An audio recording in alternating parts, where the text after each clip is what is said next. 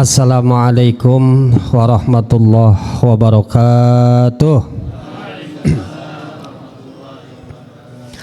Bismillah walhamdulillah wassalatu wassalamu ala rasulillah habibina wa syafi'ina wa maulana Muhammadin wa ala alihi wa ashabihil mujahidin at-tahirin, amma ba'du. Para saimin was-saimat, kaum muslimin rahimakumullah. Alhamdulillah Bapak Ibu, mudah-mudahan semuanya dalam keadaan sehat walafiat dan diberikan oleh Allah umur yang panjang untuk menjalankan ketaatan di bulan Ramadan ini sampai malam takbiran. Insya Allah kita semuanya masih istiqomah. Amin ya rabbal alamin. Tidak terasa Bapak Ibu, Ramadan telah membersamai kita. Sudah 11 hari kita puasa, dan malam ini sudah malam yang ke-12.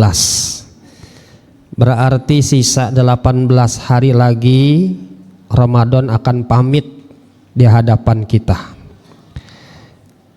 Waktu yang cukup singkat ini sayang kalau kita tidak manfaatkan semaksimal mungkin untuk banyak diisi dengan amal-amal kebaikan dan ketaatan kepada Allah.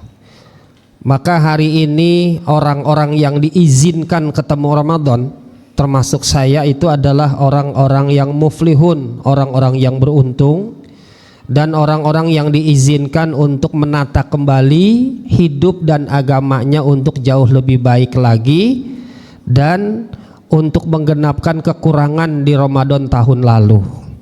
Semoga kita berharap Bapak Ibu, Ramadan tahun ini adalah Ramadan yang terbaik buat kita semuanya dan menjadi Ramadan evaluasi dari kekurangan dan kehilapan-kehilapan kita selama Ramadan tahun kemarin ini.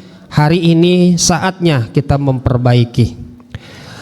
Bapak Ibu, Ramadan itu tidak akan bernilai dan tidak akan berkesan meskipun Allah selalu ngizinin ketemu Ramadan tiap tahun tanpa adanya hubungan yang baik kita dengan Allah Subhanahu wa ta'ala.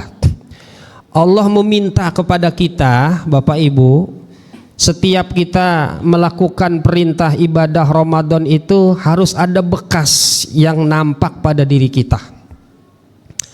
Apa sih yang Allah minta? Sebenarnya banyak yang Allah minta itu, dalam arti pribadi kita ini harus jauh lebih baik. Kalimat itu disimpulkan dengan bahasa Quran, la'allakum tattaqun. Yang Allah pinta itu kalau kita habis puasa 30 hari di bulan Ramadan, kualitas ibadah kita harus lebih baik dan pribadi kita ini harus menjadi lebih muttaqin. Apa sih yang mencirikan seorang sosok yang bertakwa kepada Allah? Ciri yang paling khas, salah satu di antara keislaman yang paling baik itu adalah lisannya. Makanya tema kita hari ini adalah tema menjaga lisan.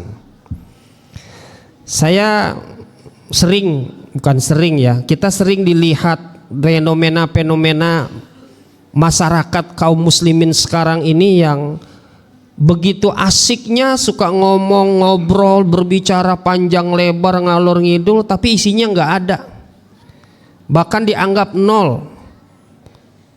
Ya, baik orang-orang yang suka menjanjikan pada saat dia belum terpilih atau orang-orang yang ngobrol biasa. Dia tidak terasa dan dia tidak tidak berasa bahwa setiap ucapan yang kita lakukan, yang kita bicarakan, kalau itu tidak baik maka akan menimbulkan masalah hisab yang besar di hadapan Allah. Maka ada hadis, Bapak Ibu, kalau kita berbicara lisan, ada hadis yang kalau kita baca ada hadis berlawanan. Apa itu? Yang pertama, ada hadis yang diriwayatkan oleh Imam Muslim, kata Rasulullah, "Man kana yu'minu billahi wal yaumil akhir falyakul khairan aw liyasmut." Hadis satu ini bicara tentang perintah untuk berbicara yang khair-khair. Tapi ada lagi hadis lawan daripada hadis ini, kata Rasulullah, ayatul munafikin salasah. Ada 3 tanda orang itu memiliki sifat munafik. Salah satu di antaranya idza haddasa kadzaba, kalau dia ngomong pasti banyak bohongnya. Nah, jadi puasa yang kita kerjakan selama 30 hari ini Bapak Ibu, itu harus sejatinya itu adalah harus bisa melahirkan lisan-lisan yang jujur dalam berbicara. Kok kenapa lisan itu menjadi patokan kebaikan seorang muslim? Satu, orang yang lisannya benar kalau ngomong, pertama tanda cermin hatinya bersih. Nah, gitu ya. Jadi kalau ngomong seperlunya, seucapnya, apa yang diucapkan itu sesuai dengan yang ditanya, yang dia lihat, berarti tanda kebersihan hati. Dan yang kedua, kejujuran pembicaraan, lurusnya pembicaraan, kalamul khair, itu tanda kesempurnaan iman kita kepada Allah dan hari akhir. Coba bayangin Bapak Ibu, bahasa hadisnya adalah man kana yu'minu billahi wal yaumil akhir. Siapa yang mengaku dirinya beriman kepada Allah dan hari akhir. Tuh. Jadi ciri orang yang beriman kepada Allah Subhanahu wa taala itu bukan cuman dia itu rajin ibadah, rajin sholat, tapi kata Rasulullah, omongannya benar. Omongannya benar. Kalau memang tidak bisa bicara, kata Rasulullah, diamlah kamu, karena hisab pembicaraan lisan yang bicara tanpa ada nilai-nilai kebaikan dan kebenaran, hisabnya itu sangat berat di hadapan Allah. Hari ini nih, ya Allah ya Karim, semua negara yang kita lihat hari ini, kalau kita lihat di medsos itu banyak sekali fenomena-fenomena kepalsuan dan kedustaan. Jadi rupanya kalau kita lihat bangsa ini Bapak Ibu, bukan cuman gigi palsu doang ya yang ada. Bukan cuman gigi palsu, gigi bohong itu istilahnya. Duit palsu. Ijazah palsu. Ada kan? Mau jadi kepala negara ijazahnya kudu palsu. Mau jadi DPR kudu palsu. Bensin juga palsu. Iya. Bensin juga dipalsuin. Saya heran sama orang yang jabatannya di kantor udah dapat gaji di angka 200 juta sampai tembus miliaran, kok masih bisa bohong, masih bisa ngebohongin rakyat. Ada kan yang begitu? Saya bingung itu, kenapa dia punya duit segitu? Apa kurang puas? Apa kurang puas? Apa tuh duit kurang ditelan banyak-banyak gitu ya? Atau mau beli apa, saya juga bingung gitu. 1 miliar kita aja nyari duit 100-200 aja susahnya minta ampun. Ya Allah, dia cuman duduk doang tapi masih korupsi dan masih berbohong. Emas juga dibohongin, dipalsuin, ya kan? Beras dipalsuin, obat dipalsuin, semua negara ini dipalsuin. Jadi hari ini seharusnya Ramadan menjadi momentum perbaikan kualitas ibadah kita. Kualitas pribadi muslim kita ini jauh lebih baik ditandai lisan kita yang benar bicaranya. Maka kalau boleh dibilang hari ini nyari orang yang omongannya jujur langka Bapak Ibu. Tapi kalau yang banyak ngomong banyak tuh, pendusta-pendusta banyak tuh. Makanya hati-hati dengan bicara ya. Kenapa ya? Yang ketiga itu, lisan itu bisa membawa dampak kepada al-adawah wal baghdha. Kita kadang-kadang rumah tangga deh nih, contohnya ini ya. Kadang-kadang kalau kita lihat survei dalam rumah tangga, sikok, keributan, perselisihan, pertengkaran suami istri sampai menimbulkan perceraian, itu 90% sumbernya adalah komunikasi pembicaraan yang salah. Ngomong yang keliru. Bukan cuma di rumah tangga, kasus-kasus keributan, perselisihan, perpecahan, permusuhan terjadi di mana-mana.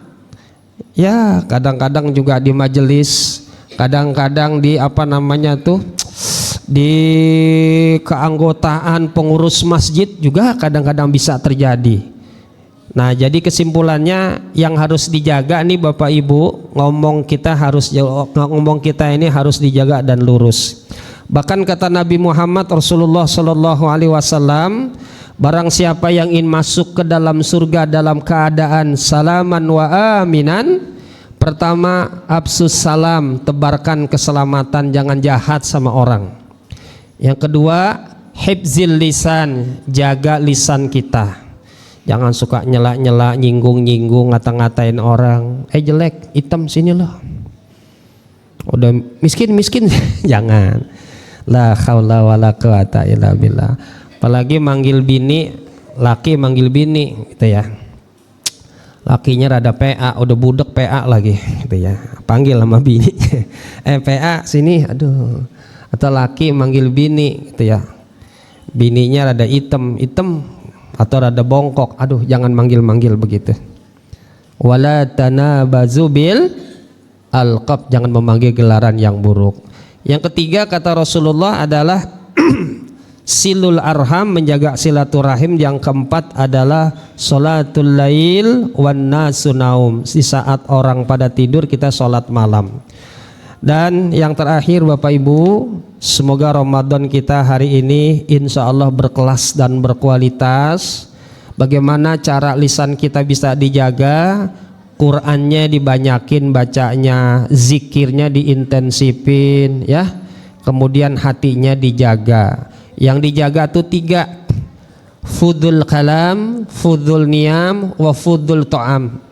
Jangan berlebihan makan, jangan berlebihan tidur, jangan berlebihan makan, jangan berlebihan ngomong maksudnya. Jadi yang diajarkan sama Nabi 3, jangan berlebihan makan, tidur, sama ngomong. Kalau umat Nabi Muhammad yang sekarang ini ya kan, kalau Nabi Muhammad sedikit makan, kalau kita dikit-dikit makan. Apa aja dimakan sama dia. Kalau Nabi Muhammad sedikit tidur, kalau kita dikit-dikit nyender. Nggak boleh ada tiang nyender gitu ya. Nggak boleh ada kipas angin nganga dikit terbahan gitu. Nggak boleh karpetnya bagus, asik, pules. Di mana aja pules. Dan yang ketiga, Nabi Muhammad sedikit ngomong, kalau kita banyak ngomong. Apa aja diomongin. Apalagi kalau udah pakai Samsu nih begini, ngomong. Udah kalau udah nyebat Samsu tuh 3 batang, itu dari jam 10 sampai jam 3 awet yang begitu tuh. Ada kan yang begitu ya? Ada di Siko? Enggak ada di Siko? Oh, enggak dong. Jadi kalau sholat itu awak terasa ngantuk badan, ngantuk mulu. Tapi kalau sudah bubar sholat, mata awak tuh Masya Allah sama Samsu 2. Samsu di Siko, di kiri kopi hitam. Sampai hari kiamat melek itu. Ada enggak? Ada ya? Apalagi ngobrol sepanjang gitu. Itulah jamaah Masjid Ibnu Sabil gitu ya. Ahli hisab, ahli hudud. Jadi awetnya kalau lagi ngobrol gitu kan. Tapi kalau baca mengecek di luar pagar itu, awet itu mata. So, sahur enggak bangun itu. Enggak tidur. Sekarang enggak tidur. Ntar jam 4 baru tidur nih. Itulah makanya semua harus bernilai ibadah dalam Islam.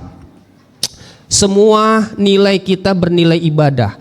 Tidur ibadah, nyender bengong tasbih, ya kan? Bergaul sama istri ibadah, Allahumma jannibni syaiton. Masuk ke WC ibadah, Allahumma inni a'udzubika minal khubusi wal khabais, keluar gufronaka. Semua nilainya ibadah. Yang enggak nilai ibadah cuman satu, ngerokok. Karena ndak ada bacaannya ngerokok itu kok. Ndak ada bismillahirrahmanirrahim, ndak ada nilai ibadah. Makruh juga ndak gitu kan, sunnah juga ndak, wajib juga ndak gitu ya. Aduh, Ya, jadi tidak ada barok bismillahirrahmanirrahim, Allahumma barik lana. Jadi kalau model Nabi Muhammad puasanya korma dulu baru air. Kalau orang muhajiri Ibnu Sabil samsu dulu baru air.